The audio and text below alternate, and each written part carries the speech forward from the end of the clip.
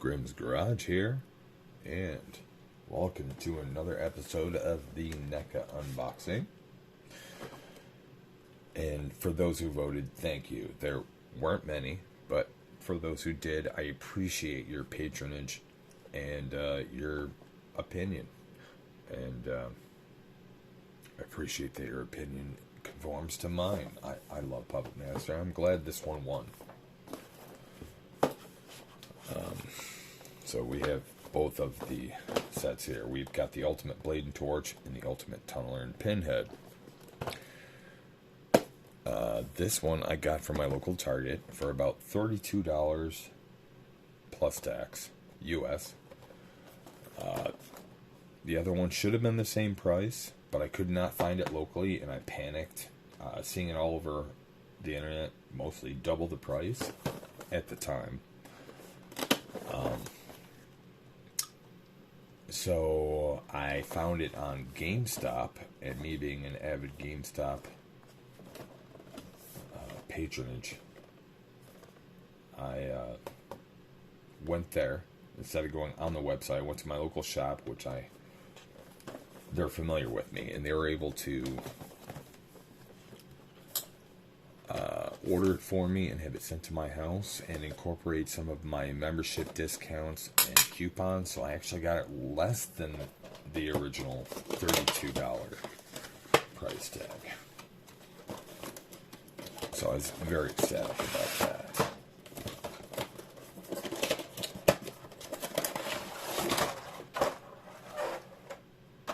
I'm going to open up all these guys here. By the way, I'm loving the box art. It's made to look like Toulon's trunk, which never said Puppet Master. It said Andre Toulon. But I'm not going to argue with that. This packaging is great, and I'm happy to have these models.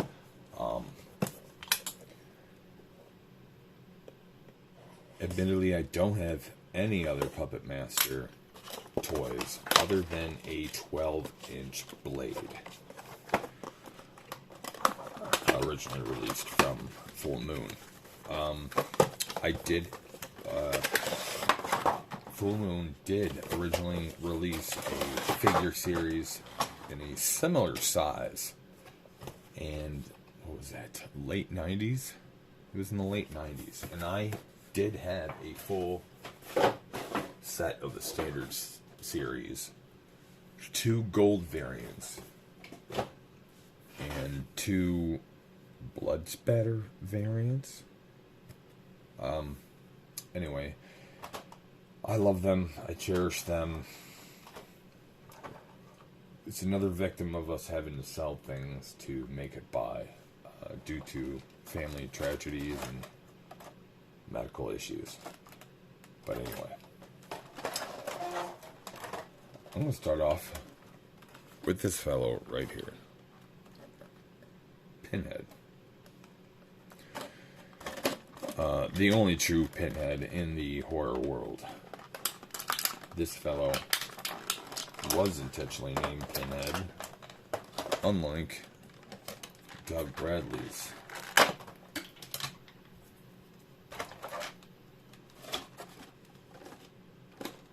character. In the Hellraiser series, he was just meant to be lead Cenobite. It was more of a, it came right off. It was more of a forced to fan kind of thing to name him that and to make him the protagonist, honestly. In Hellraiser, Julia and Uncle Frank, mostly Julia, were supposed to be the evil ones. They're the monsters. The Cenobites were only weapons. They're only tools that they were using for their sick desires. And much like that, the Puppet Master series, the puppets follow their master's desires. And most of the time, their masters have good intentions, but are a little misguided. And Pinhead, so aptly named, he is the largest and strongest, but unfortunately he has the smallest head.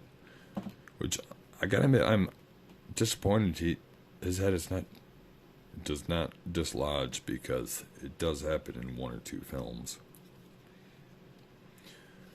to remove his head, but it is properly articulated, so I'm happy about that.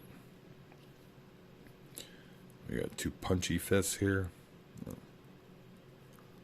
don't see any room for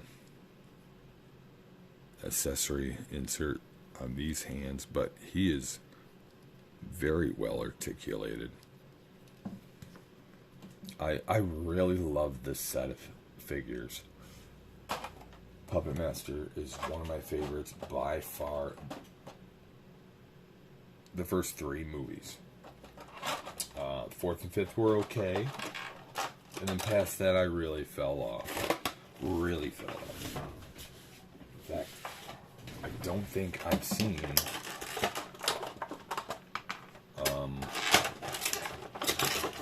anything past the 10th film. I think the 10th one was Axis of Evil, which was like the first part of 2 series. But anyway, I didn't see the second part, unfortunately.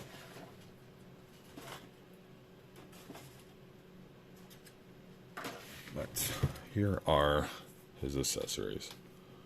He has a large wrench, which he has been seen in one of the films knocking someone out in the back of the head. He is the largest and strongest. He can wield larger items.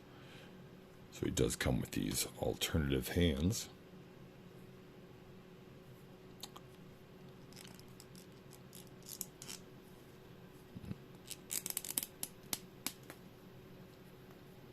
A little stiff fit, but he does come with these alternative hands to hold the larger item. And his left hand is made to hold the fire poker, which I definitely remember he used this to knock out like a housemaid in the first film near the fireplace. Just a beautiful model. I'm really going to love displaying these guys. Next, I'm going to do Torch.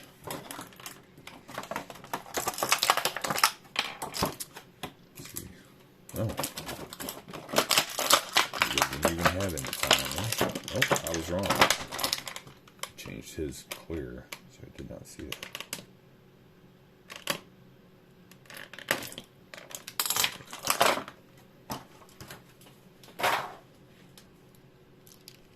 Here we are, Torch, which is one of my favorite guys. Pinhead, not so much. To me, he's a secondary. Torch is one of my favorites. Unfortunately, he was mainly only featured in the second film, which I don't know how other fans feel, but I personally feel the story's not canon. It doesn't make sense.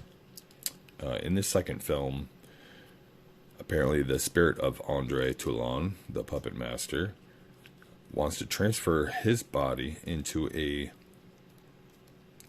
kind of like a wax dummy, a giant puppet of himself, to be one of his puppets among them. But all his intentions are evil, when in the first and third and such, he's mostly a kind man who's misunderstood and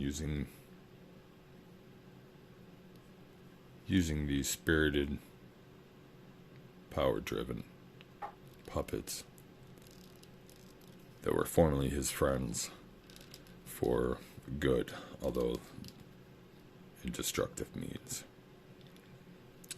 But this articulation is very great. Nice wrist action here. He's never seen with a secondary item.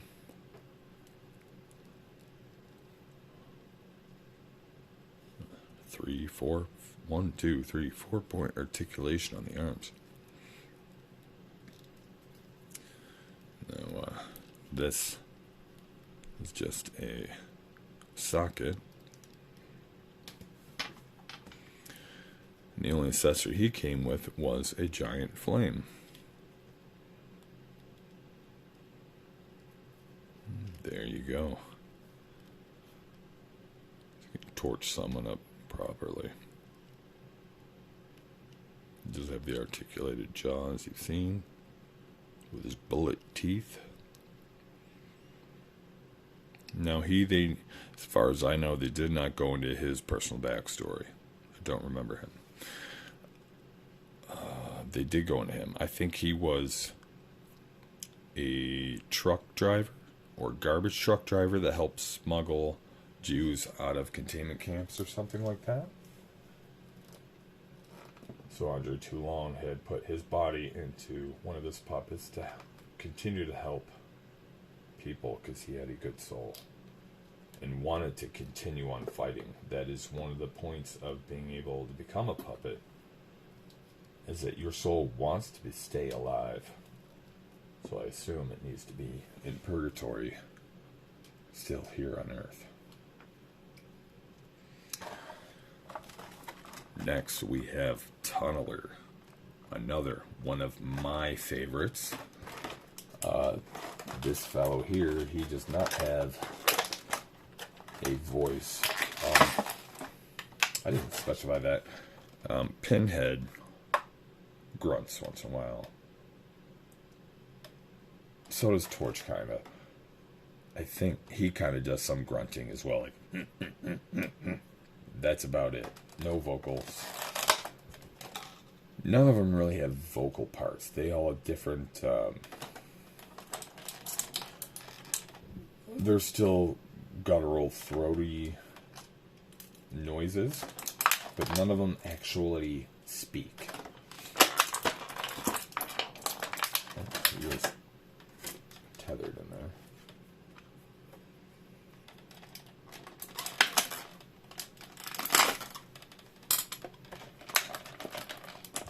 Still didn't get.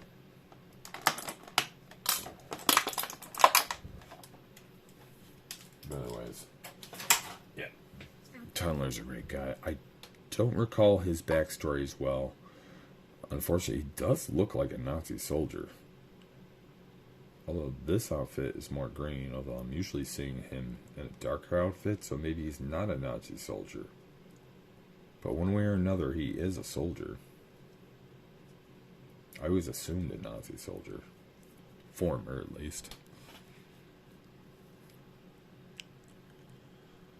And Tunneler's feature obviously being the drill on his head. Oh, and it does twist. That being his weapon, and in the films he will spin it, dive down, and bull run at someone and just burrow right into someone's body. And by the way, I'm loving the scale size of these. These are a lot smaller than the rest of the NECA figures. These are more of a G.I. Joe figure size, the 90s plastic action version. Ooh, pardon me. As opposed to the fuller, bigger, 8-ish inch figures. All these have great articulation. Here is his alternate head, which has the closed eyes, which he usually portrays when he's in the middle of about to tunnel someone. That one is articulated as well. Oh, and I noticed that one has the bloodied drill.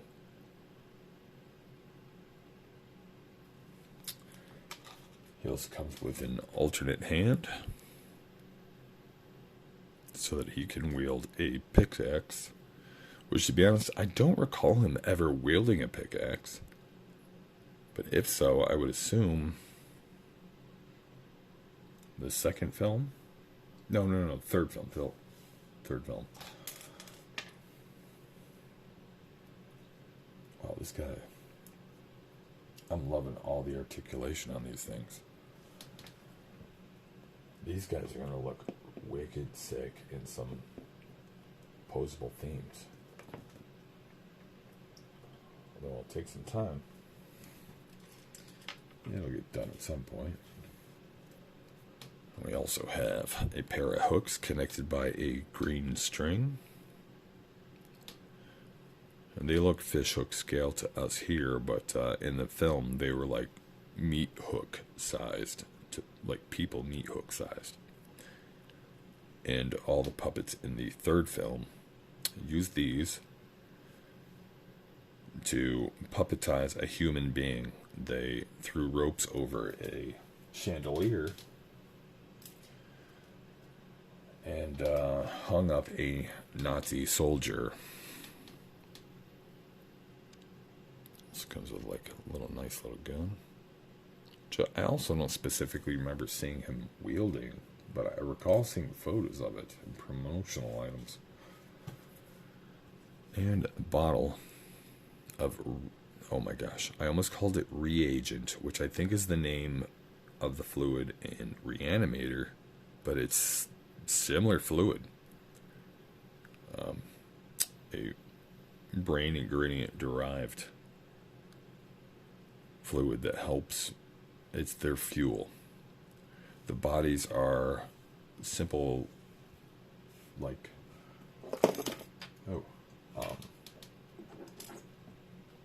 steampunk kind of machines. They do obtain a soul, but they do not partake in food. They need this brain fluid to power their bodies. And last but not least, we have Blade, who's kind of like the unsaid leader of the puppets themselves, other than the puppet master. First in command, I guess you would say. And wow, he looks gorgeous. As said before, I do have a 12-inch doll version of this guy. And I was mentioning those hooks being used to kill a Nazi. Said Nazi looked exactly like this puppet, like Blade. But it does not have that Nazi soul in the body. It has a former Nazi scientist soul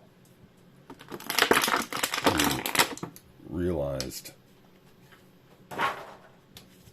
the Nazis' wrongdoings. He wanted to be a better person, and he wanted to help Andre Toulon, and towards the end, he had perished. Meanwhile, Andre Toulon was fashioning a doll in the form of that horrible Nazi, and he granted this puppet body to his former scientist, doctor friend. And his former doctor friend was able to finish off that horrible Nazi, well, in a physical likeness of that person himself.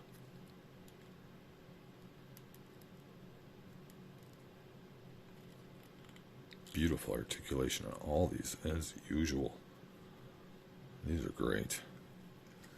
And he comes with an alternate knife with blood staining. And he comes with the alternate head with the blood spatter.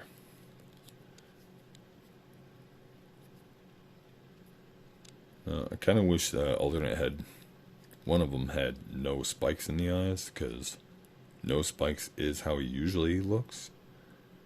They come out. At least they are different size spikes.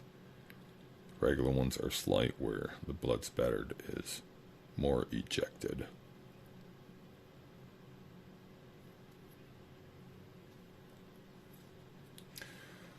But there we are, folks. Beautiful little set.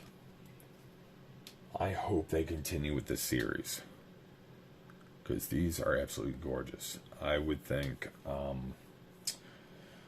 for the next one, I would like a Jester and Leech Woman. NECA.